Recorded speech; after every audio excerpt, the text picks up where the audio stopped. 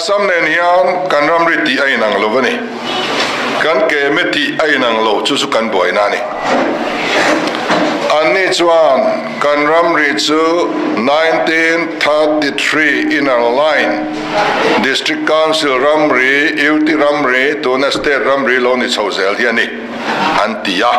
an chiang khop mai achian na ron thelu ro ti po ngai lo adi lama chuan an chiang ma sarkar documentam tak kami support tu khan ne ni keni chuan hei barlui ramri ni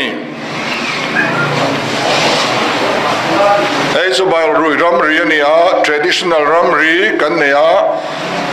adang zong zong hi chu kan til lawa in siam vek kan rem ti na lak pakhat ma om lo min obbe tu ten min obbe la in siam a committee na po kanai o pakhat ma om lo kan rial lo la na min bar lui impose boundary ni kan pom thailo kan ramri chu inner line 1875 khani kan ti ve thung ta ni kan ramri ti ai nang tat lo ni chu ramri ti in anglo chu kum som nga le pariat chung kan lo mang ta ni kum som nga le pariat chung ramri ti in anglo in thenom sin kanoma soifel angai ta ni ti chuan tun nai at malak na tangin han soila kum sang ni le som ni pani mani lo November ni som pasaria khan gawhatia meeting awmani ta chuan Assam lam chuan kainin ramri chen kanti chu 1933 hian ya chiang maya nangnin 1875 intisi a sang khazira som sari panga hi kan ramri ani inti ani si chuan chu ramri chunga chuan khoeng zat ni om kan hredu anti tani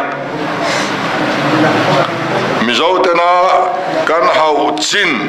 heti chin hi kan ram kan tia chuan khua engzat nge om ti te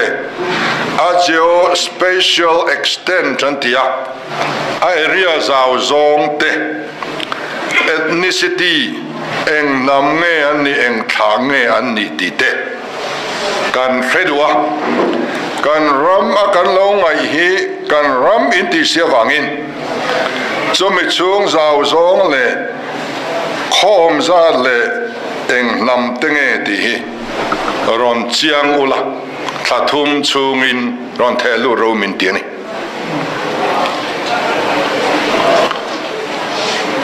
ethnicity hantia khan tlang mi an lo ni tlang puya zona thak te anya claim na to track an nei phota adang vai ho kan ti khu illegal migrants Assam citizen po ni lo India citizen po ni lo dan lo lu ku 80% vel an ya chuti ang thleng chuan kan sarkar hian adap chuak tura kan ngai ani ten an soitel lo population te po engza chia nge kan ram chin kan tia in mi hring engza nge om vai kan tia engza nge om tribal engza nge om khang zong zong nen khan anjuk chian tura kan ngai tela tisu chu November than thu chuakani thathum chungin ei ron tispel ro o antia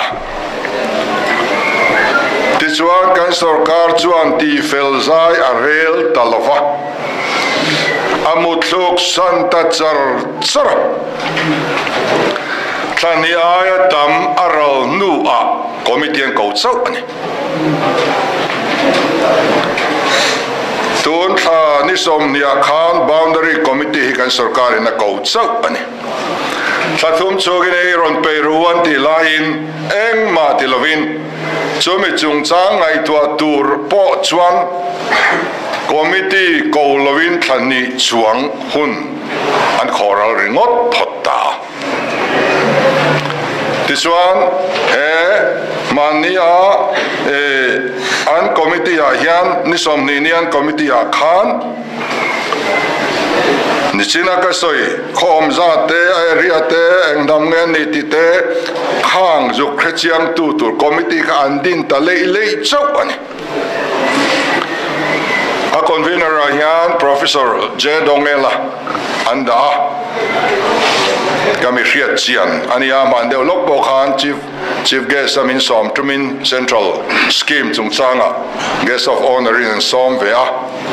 tin kan thil riat te kan in ril dun fowa ni nen yan mi mal ta ka mirin em ani tichuan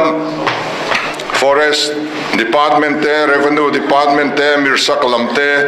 katiang hote kha chu committee a chon an da ta chumin na thok zo tur chuan thathum chunga tho zo tur ati kha chumi ta thok tur chuan tu na hian thakhat po hun an nei to lo thakhat po thling lo a hian khang zong khan ti man ka ring bok lo ani so chani vai na hian aril runa thak katia ramri an hun chunga chin fel lo ram dan apo khotlai dan he sarkar hian angai tu ang khop mai ti tak nei se thathum chunga ne zong i pe fel turani ti an riat tu atang khan an thunga langa ati tu tur an ruan na langa top priority an nei tur ani so wangin thakhat po thling lo chung hian khang zong information khan collect man lovang amuna tlo te ngai dona hun an dil bel tura kangaya tichuan he committee hi keni chuan kan ring to ka arang thayang perin heng thil song hi pe sela in Vietnam le huna chuan thelu thei to turin anron ti nge kan be se ya chuna chuan pui theina kan ne nia tangkai theina kan nei ve ani phot chuan kan party hi kan in hong ani ti kan soidu ani then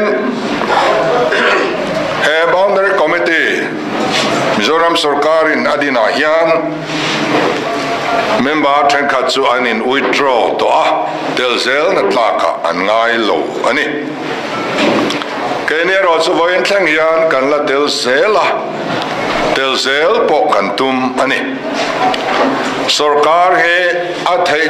china za cooperation pe kan tuma an kai za kan veng zelang kan tel zelang thei to kan chwa pui zel don amai ro chu telve na ina omzia anei lo hun telve na tlak ani lo hun te alo thleng chu tiang thil de chuan ti ane ro chuan chu mi thleng ro chuan kan tel pui thei lovanga kan tel ve le thei lo na khop thil a thleng ani ma ero chuan sarkari kan troi om zel don report ani ti kha kan soidua so ti chungin ramri chungchang ngai tua ani lain ramri ngong thei thil lo thleng om le thin hi apoi kan tia manilo ka Assam chief minister in and house ameu Mizoram ina kan ram min chu sak hectare sang khan le zaria te zau kan chu le to ti asoi ngama ar pahuai an khuang ala adoi zo ka khuang ve ngam hau lowang chia hi kan din mun ani kan hausa kan chief minister in soitur anei ve emle ai tlang anrod lualuya tuna chuan katta emon ti toni antanei toni mun phia ke hun ania huan nei tu vaireng te ten mun phian ke lei thei lova identity card te siam angaya mizo ten an huan nge yan mun phia chin ke tura identity card in pek ringot poitlom na nasa tak atling toni